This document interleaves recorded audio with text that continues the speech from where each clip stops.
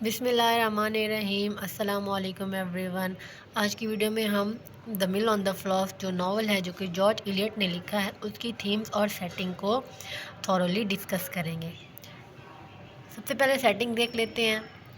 Spanning a period of 10 to 15 years the novel details the lives of Tom and Maggie टुलिवर।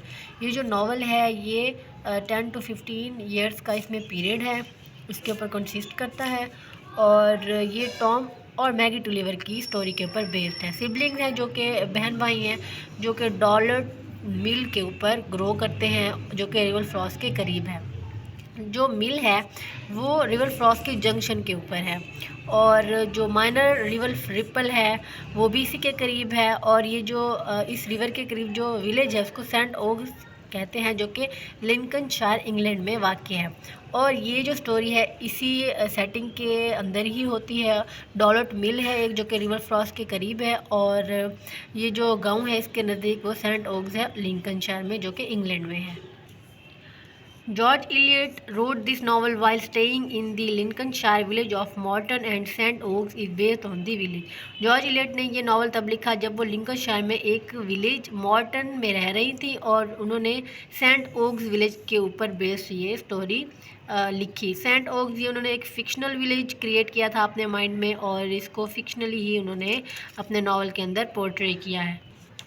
और ये जो novel है ये 1820 के अराउंड ही सेटिंग है इसकी और इसमें बहुत से हिस्टोरिकल रेफरेंसेस भी हैं, इवेंट्स भी हैं जैसा कि नेपोलियनिक वॉर और जो रिफॉर्म एक्ट था 1832 का, उसके भी इसमें रेफरेंसेस दिए गए हैं।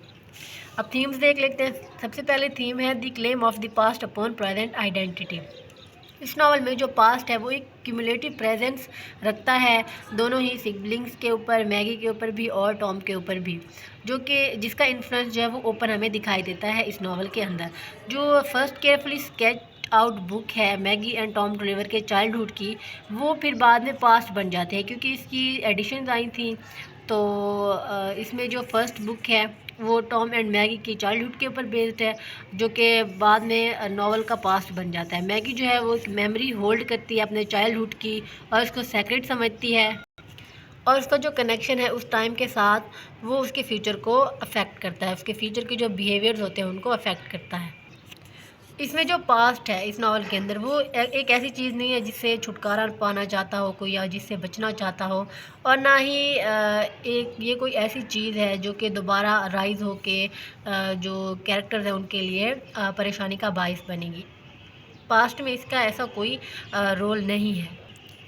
नेक्स्ट थीम है importance of sympathy. The mill on the floss ये कोई रिलीजियस नावल नहीं है लेकिन ये एक हाईली कंसर्न्ड है मोरालिटी के साथ और जो कि पीपल के साथ फंक्शन करती है, लोगों के दरमियान कम्युनिकेट करने के लिए जो सिंपैथी होती है, मोरालिटी होती है, वो एक इम्पॉर्टेंट रोल प्ले करती है। टॉम जो कि मैगी का भाई है, हालांकि मैगी को टॉम से बहुत ज़्यादा सिंपैथी की ज़रूरत होती है लेकिन टॉम जो मैगी से कोई सिंपैथी नहीं करता बल्कि वो सिर्फ अपने नैरो और सेल्फ सर्विंग जो उसकी एथिक्स होती हैं उनसे जुड़ा होता है। टॉम जो है वो मिस्टर डीन को एक मरतबा एक्सप्लेन करता है कि वो सिर्फ अपनी स्टैंडिंग के बारे में ही केयर करता है, वो अपने आप की ही सिर्फ केयर करता है। और मिस्टर डीन जो है वो उसको कॉम्प्लीमेंट भी करते हैं कि that's the right spirit and I never refuse to help anybody if they have a mind to do themselves justice. और मिस्टर डीन कहते हैं कि ये एक अच्छी चीज़ है और मैं कभी भी उन लोगों को इनकार नहीं करता उन लोगों को काम करने के लिए जो कि अपने साथ जस्टिस करते हैं। स्टीफन जो है वो भी एक ऐसा फिगर पोर्ट्रे किया गया है जो कि अपने आप को ही देखता है, दूसरों के सामने अपने आप को ही ज़्यादा इम्पोर्टेंस देता है। उसके जो आर्गूमेंट्स हैं उसके अपने और मैगी के बारे में और उसके और मैगी जब इसके साथ भाग जाती हैं वो भी उसकी प्रिविलेजिंग अपनी ही इमोशंस को प्रिविलेज के करने के अराउंड ही रिवॉल्व करते हैं, ना कि मैगी के। नेक्स्ट है practical knowledge versus bookish knowledge. Mill on the floss जो है वो उसका जो फर्स्ट हाफ ऑफ नावल है वो एजुकेशन के बारे में ही कंसर्न है और टाइप्स ऑफ नॉलेज के बारे में। और उसके जो बहुत से अर्ली चैप्टर्स हैं वो सिर्फ मैगी और टॉम की नॉलेज के और उनके एजुकेशन के डिफरेंस के ऊपर ही बेस्ड हैं। टॉम जो है वो प्रैक्टिकल नॉलेज रखता है और मैगी जो है वो बुकिश नॉलेज रखती है। टॉम का जो नॉलेज है वो प्रैक्टिकल है क्योंकि he knew all about worms and fish and those things and what birds were mischievous and how padlocks open and which way the handles of the gates were to be lifted. और जो Tom का knowledge है उसमें उसने worms के बारे में, fish के बारे में और ऐसी बहुत सी चीज़ें जैसे बर्ड्स किस तरह से मिस्चीवस होते हैं और पैडलॉक्स कैसे ओपन होते हैं, इन सब का नॉलेज जो है वो टॉम के पास है। और ये नॉलेज जो है ये टेंजिबल है और नेचुरल है और ये टॉम को वर्ल्ड से क्लोजर एसोसिएशन कराता है।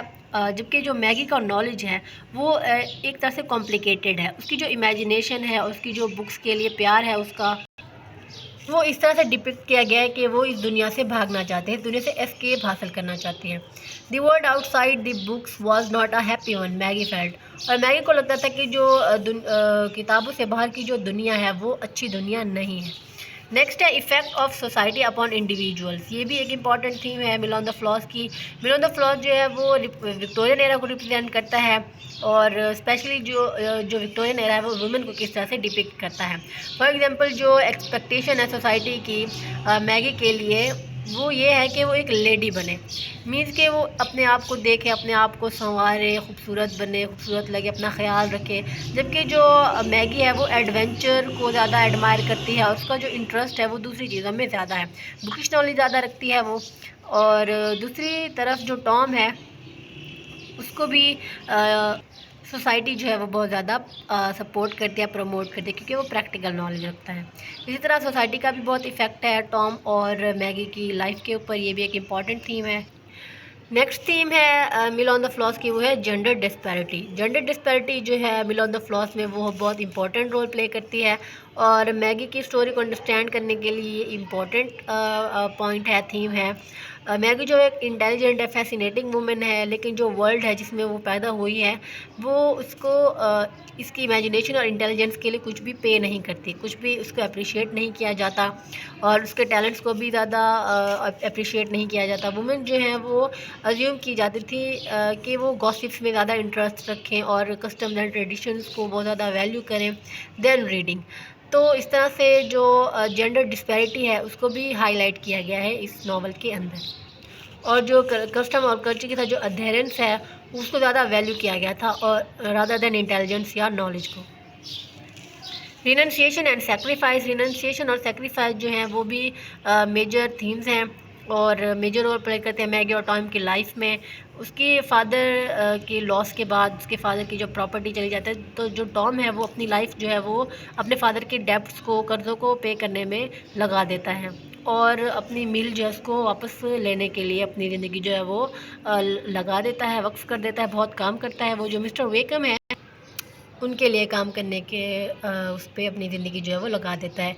और इसी तरह जो सोशलाइजिंग है उसको भी वो ख़त्म कर देता है। जो टॉम है अपने बाप के कर्जे उतारने के लिए और काम करने के लिए सोशलाइजिंग वो ख़त्म कर देता है और वो अपनी पैसों को भी ज़्यादा खर्च नहीं करता है क्योंकि उसको घर का खर्च भी चलाना होता है और वो बहुत हार्ड वर्क करता है और जैसे ही वो रात को घर आता है तो वो बहुत थका हुआ होता है और अपनी फैमिली से बात करने का भी उसके पास टाइम नहीं होता। इस तरह वो सेक्रीफाइस कर देता है ह्यूमन इंटरेक्शन को और अपनी फैमिली का जो ऑनर है उसको दोबारा हासिल करने के लिए, रीगेन करने के लिए वो जो ह्यूमन इंटरेक्शन है उनको वो सेक्रीफाइस कर देता है अपना। मैगी जो है वो भी फिक्सेटेड हो जाती है रेनोन्सिएशन के ऊपर क्योंकि जो टॉम है वो अपनी पर्टिकुलर एम जो होता है उसको सेक्रीफाइस करता है। मैगी की जो रेनोन्सिएशन है वो एक स्पिरिचुअल अटैम्प्ट है पीस हासिल करने के लिए इस इल सूटेड वर्ल्ड में जो कि उसको सूट नहीं करती। मैगी जो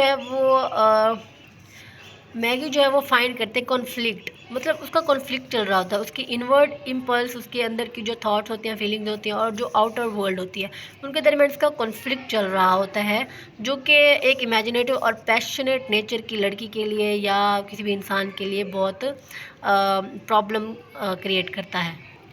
नेक्स्ट है loss of innocence. Loss of innocence भी मेजर थीम है विल ऑन द फ्लॉस की। बिगनिंग से ही इस नावल में जो नरेटर है वो इस बात को क्लियर करता है कि इस नावल में एक स्ट्रॉन्ग डिमार्केशन है between living in childhood as Maggie and Tom are doing with sentences like childhood has no foreboding but then it is soothed by no memories of outlived sorrow. जब mister Tulliver जो है अपनी सारी property खो देते हैं, अपनी senses भी खो देते हैं, तो इस बात से ये चीज़ क्लियर हो जाती है कि जो डिवाइड है बिटवीन चाइल्ड एंड एडल्ट वो नेसेसरीली टेक प्लेस कर चुका है। और इस तरह से जो मैगी और टॉम है वो अपने टाइम से पहले ही बड़े हो जाते हैं, मीन्स के एडल्ट हो जाते हैं, क्योंकि ज़ाहिर सी बात है उनके जो पेरेंट्स हैं, जो उसके फादर हैं, उनको बहुत ही लॉस होता है और बहुत डिफ़िकल्टीज फेस करना पड़ती है उनको, टॉम और मैगी को अपनी बचपन में ही। तो इस तरह से जो इनोसेंस है उनकी वो कहीं खो जाती है। नेक्स्ट थीम है नॉलेज एंड इग्नोरेंस। जो नरेटर है मिल ऑन द फ्लॉस का, वो डिस्क्राइब करते हैं सेंट ओग्स को, जो कि एक टाउन है जिसमें टॉम और मैगी रहते हैं, और ये टाउन जो है इग्नोरेंस से भरा पड़ा है। और पूरे नावल में जो टॉम एंड मैगी हैं वो स्ट्रगल करते हैं स्मॉलनेस ऑफ देयर होम, और जो मेंटालिटी होती है उस टाउन की, नैरो माइंडेड वैल्यूज़ होती हैं, उनके साथ वो स्ट्रगल करते हैं। टॉम जो है वो मैनेज करता है कि अपनी रिस्पेक्टेड प्लेस जो है वो हासिल कर सके उस कम्युनिटी में, अपना नॉलेज को बुकिश नॉलेज से प्रैक्टिकल फॉर्म में वो कन्वर्ट करता है। और मैगी जो है वो भी अपना इंटेलेक्ट, पैशन, लव और लर्निंग जो है उसको एक आउटकास्ट चीज़ बना देती हैं सेंट ओग्स में, और उसको एक रिस्पेक्टेबल सोसाइटी में उसको एक ऑड बना देते हैं, क्योंकि जो मैगी है उसका जो इंटेलेक्ट है, पैशन है, लव है, लव फॉर बुक्स है, लव फॉर लर्निंग है, वो इसको जो इस टाउन में जो लोग रहते हैं उनको ज़्यादा समझ नहीं आता। और इस तरह से मैगी को जो है वो इतनी रिस्पेक्टेबल पोजीशन नहीं मिल पाती जितनी कि टॉम को मिलती है। तो ये भी एक इम्पॉर्टेंट थीम है मिल ऑन द फ्लॉस की।